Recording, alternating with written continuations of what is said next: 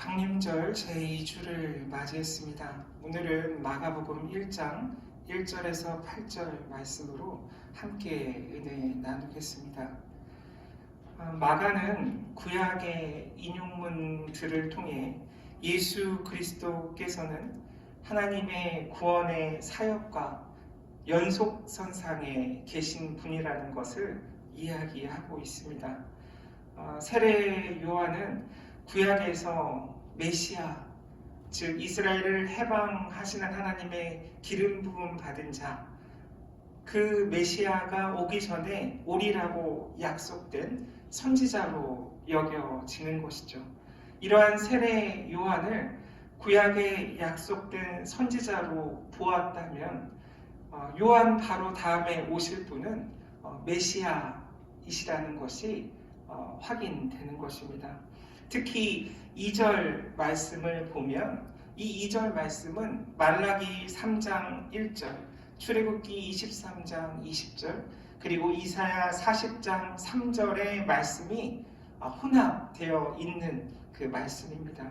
말라기 3장 1절은 만군의 여호와가 이르노라, 보라 내가 내 사자를 보내리니 그가 내 앞에서 길을 준비할 것이요 또 너희가 구하는 바 주가 갑자기 그의 성전에 임하시리니 곧 너희가 사모하는 바 언약의 사자가 임하실 것이라.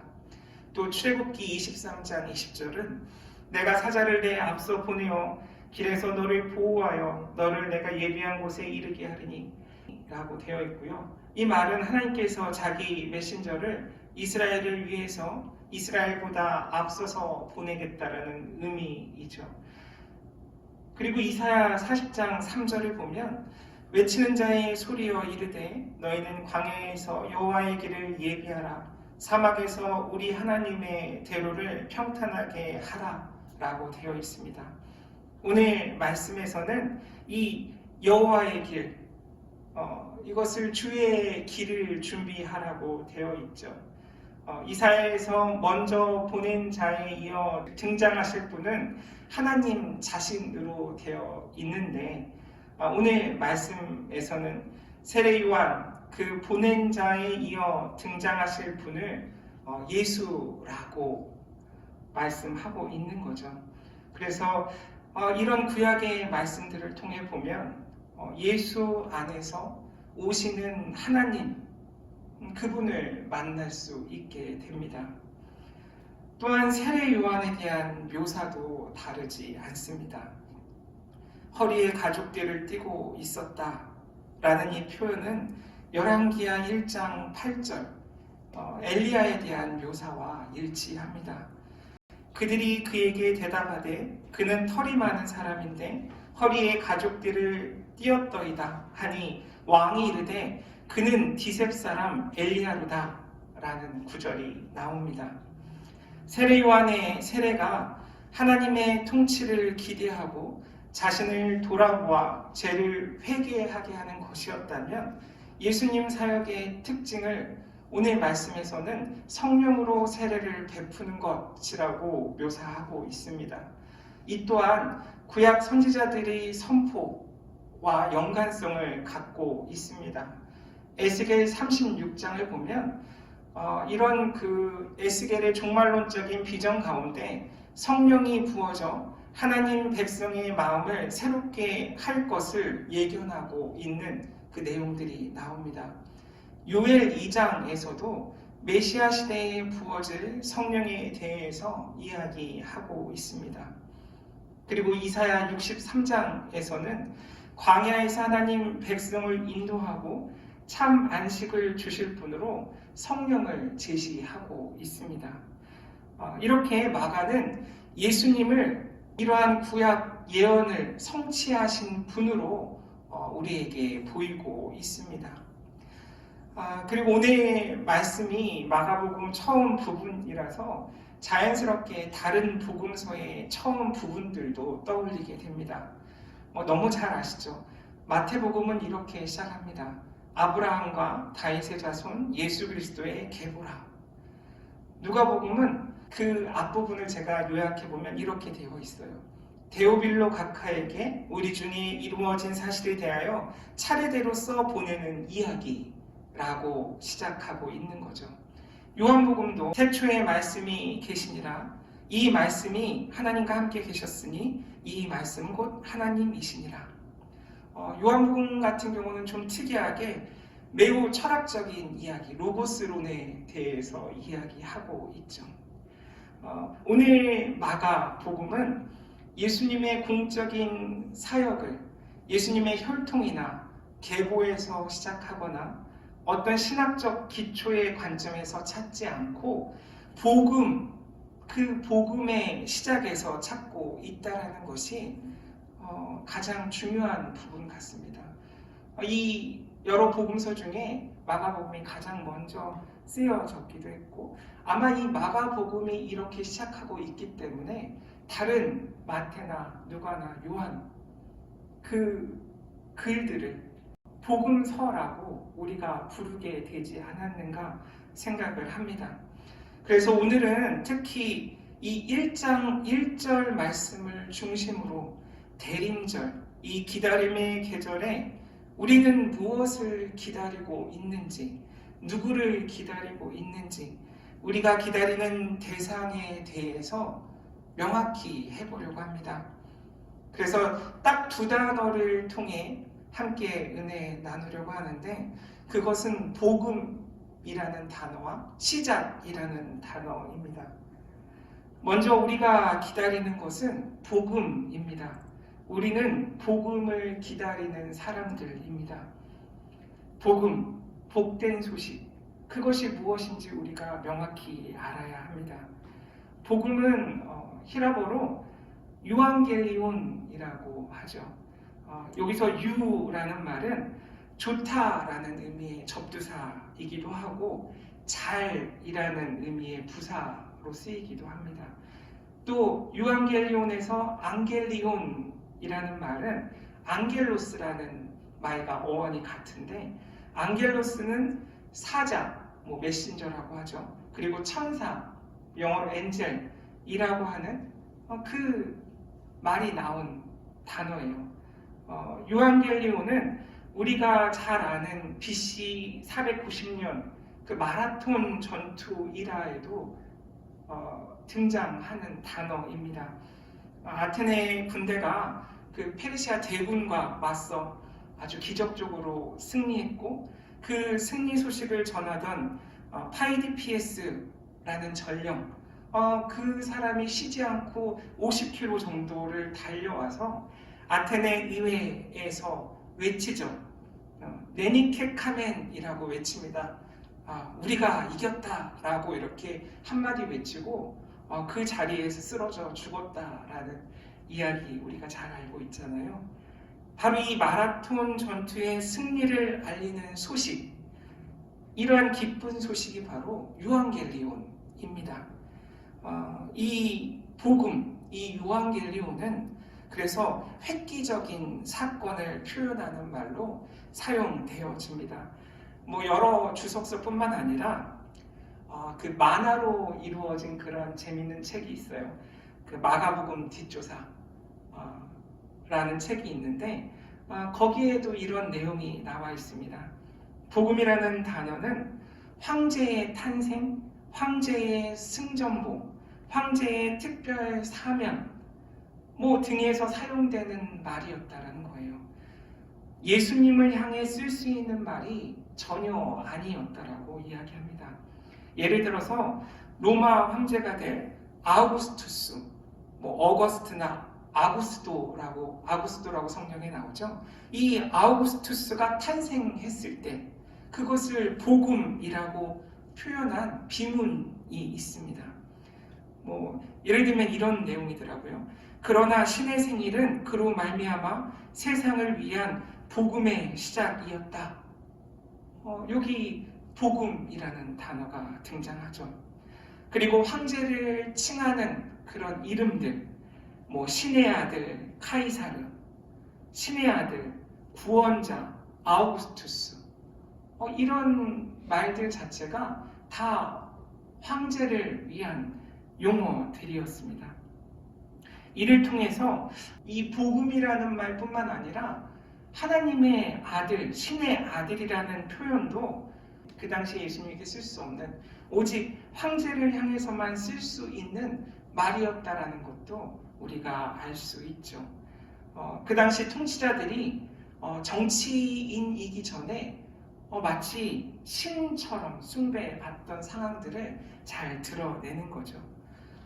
따라서 마가복음은 신의 아들, 복음, 이런 단어들, 그 당시 로마 황제를 향해서만 쓸 수 있었던 말들을 오늘 마가복음 처음에 쓰고 있는 거죠. 그 자체로 로마 황제를 향한 반역일 수도 있고 엄청난 도전일 수도 있는데 그 이야기로 오늘 처음을 시작하고 있습니다. 로마 제국의 복음이냐 아니면 예수 그리스도의 복음이냐 우리에게 묻고 있는 것이죠. 그리고 이 헬라어 성경으로 보면 사실 오늘 말씀 1절은 동사가 없는 것 같아요.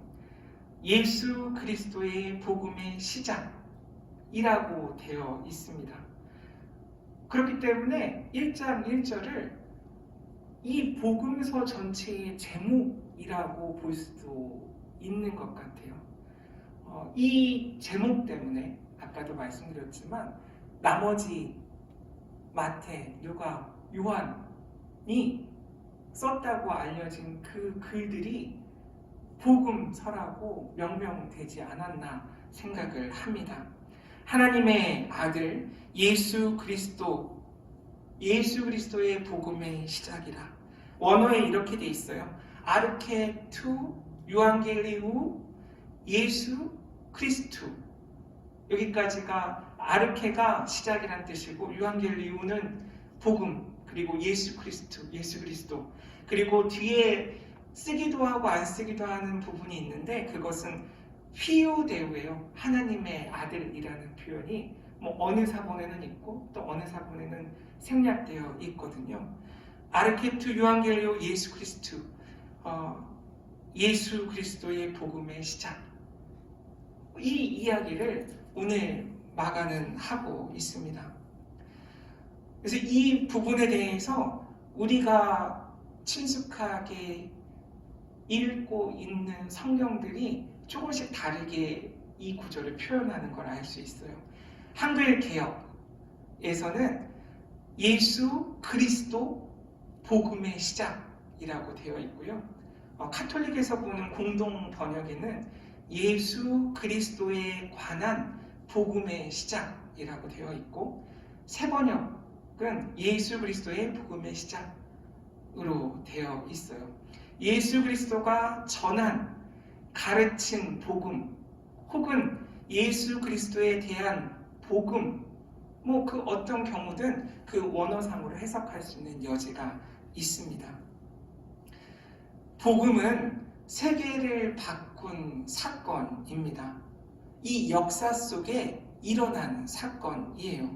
복음은 획기적인 사건이면서 이 세계를 바꿀 만한 사건이었다는 거죠. 그 사건 이후로 세계 역사가 완전히 달라졌다라는 것을 오늘 말씀을 통해 우리가 알 수 있는 거예요. 그리고 그 획기적인 사건, 세상을 바꾸는 그 사건 중심에 바로 예수 그리스도가 계시다라고 마가복음은 시작하는 거죠. 그 사건을, 즉 예수 그리스도를 우리는 기다리고 있다는 것이죠.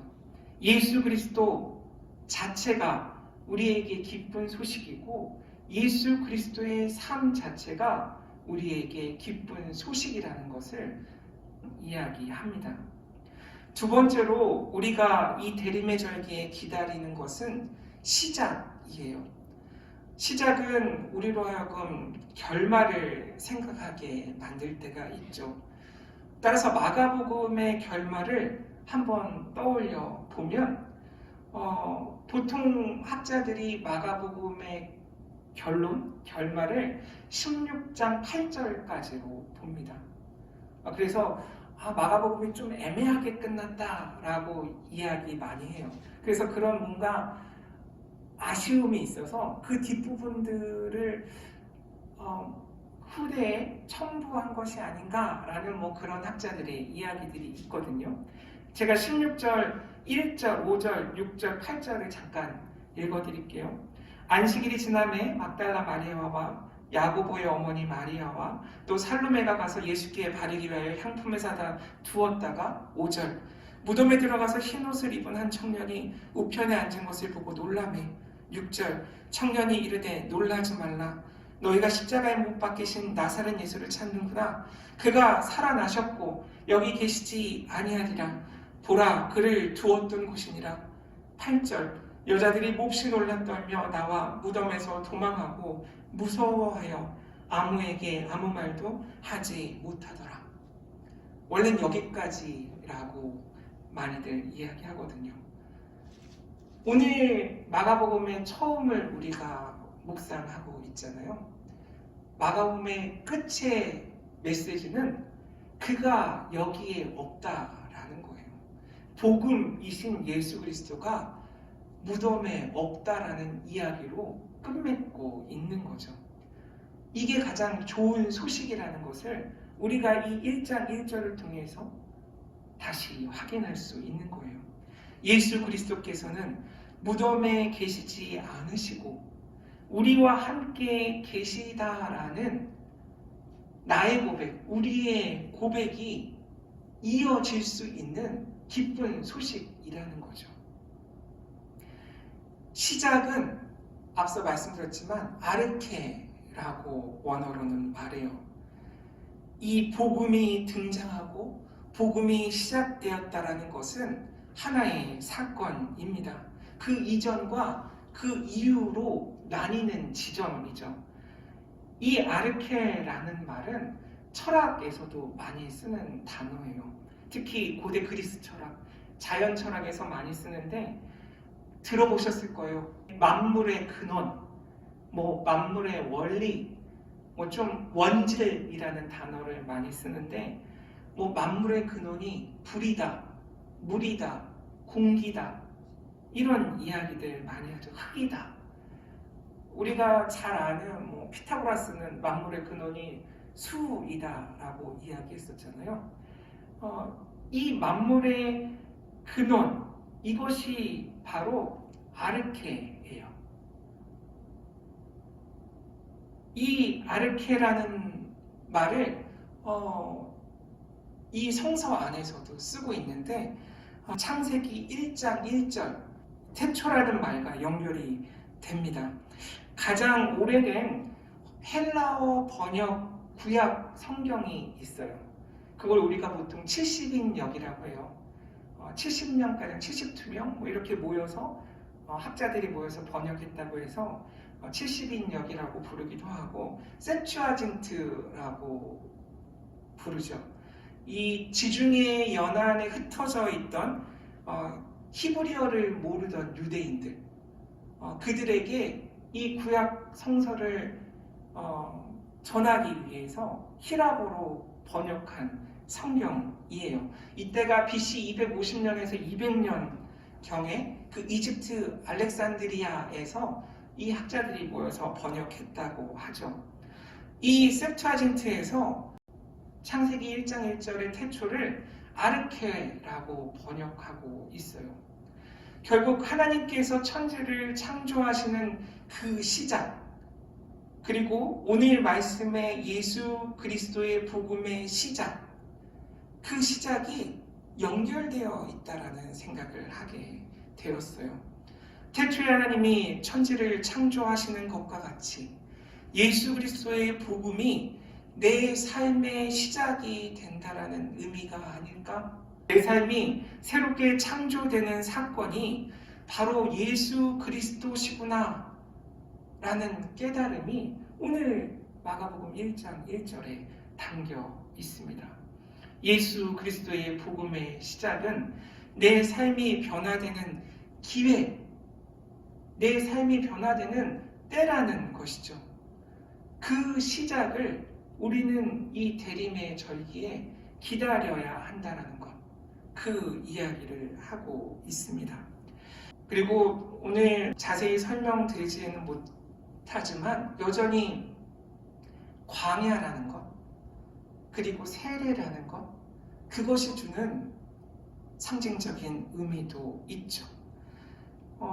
광야를 짧게 이야기한다면 하나님이 계신 곳이에요. 오늘 말씀에서 보면 예루살렘 성전이 아닌 광야에 하나님이 계시다라는 것, 경계를 넘어서 계시는 하나님, 그 하나님에 대해 생각할 수 있는 장소죠. 또한 이 세례를 주는 요단강을 생각해 보면 사실 이 요단강이라는 곳, 약속의 땅이라고 불리게 된 그곳에 가는 마지막 관문이었잖아요. 경계였잖아요. 출애굽 이야기에서 하나님의 백성이 마침내 요단강에 도착했을 때 40년이라는 시간이 걸렸잖아요. 바로 광야에서 그들이 있었잖아요.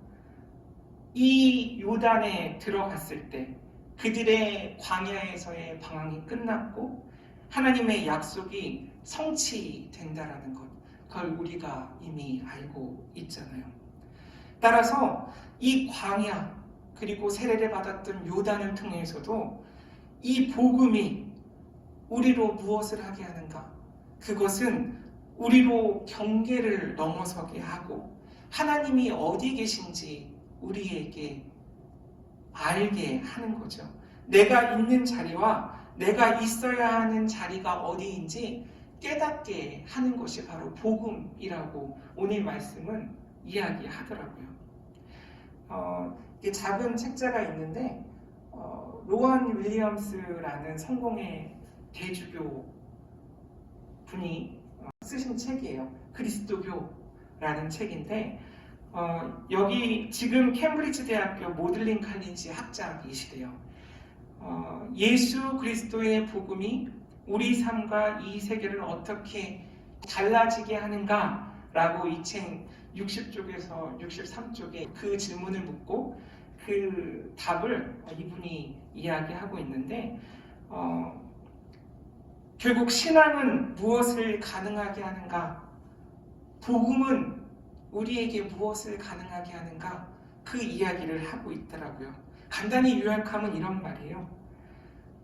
현실을 있는 그대로 균형 있게 긴 시간 속에서 바라보게 해준다 라고 이야기해요. 또 복음은 만물을, 모든 환경을, 모든 사람을 선물로 바라보게 해준다. 그리고 복음은 서로가 친밀한 관계를 나누도록 부름받았다라는 것을 알게 해주는 거죠.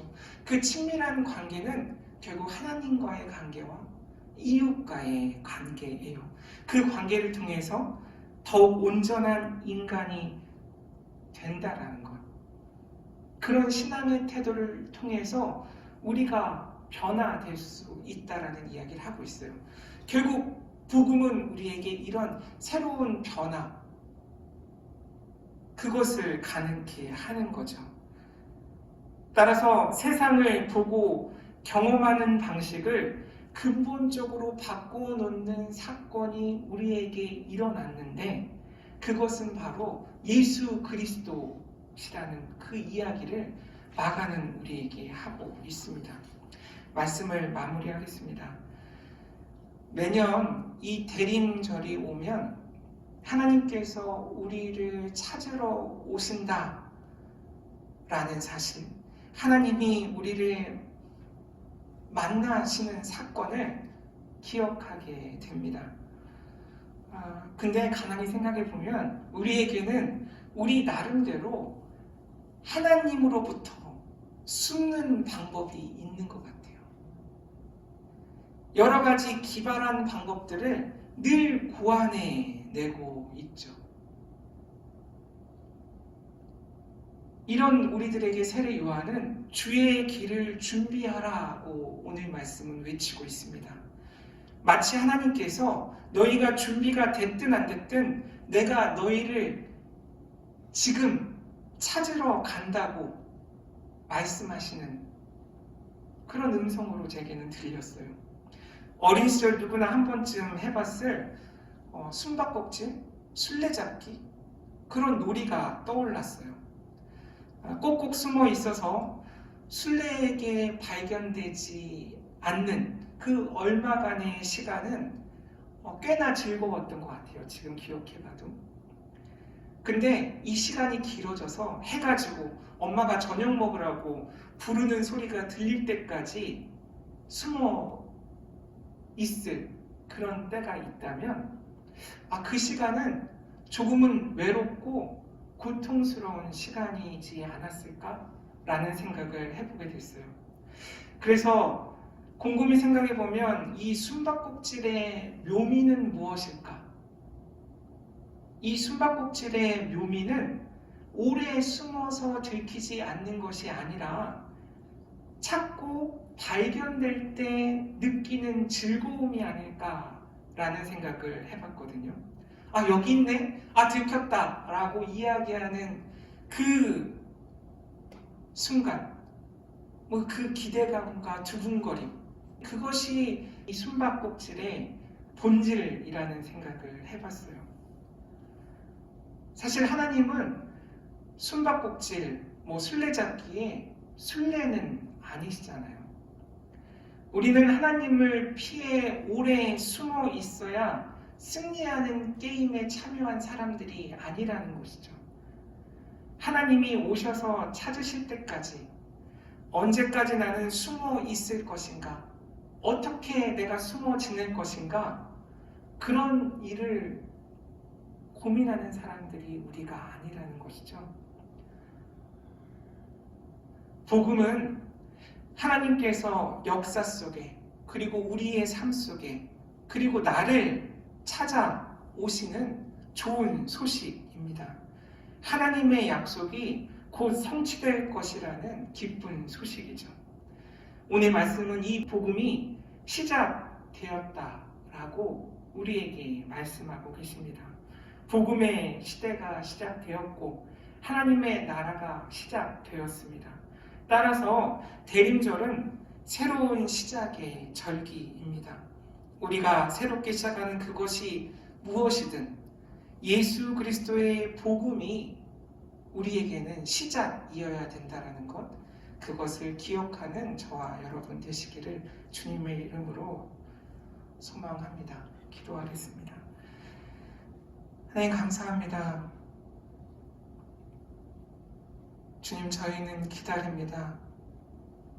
복음이신 예수 그리스도를 기다리고 그 예수 그리스도 때문에 우리 삶이 시작될 것임을 기다립니다. 하나님이 찾으실 때 여기 있다고 대답하는 자들 되게 하여 주시옵소서. 그래서 복음과 더불어 새롭게 시작하는 삶 저희들이 살아가기 원합니다. 예수님의 이름으로 기도드립니다. 아멘.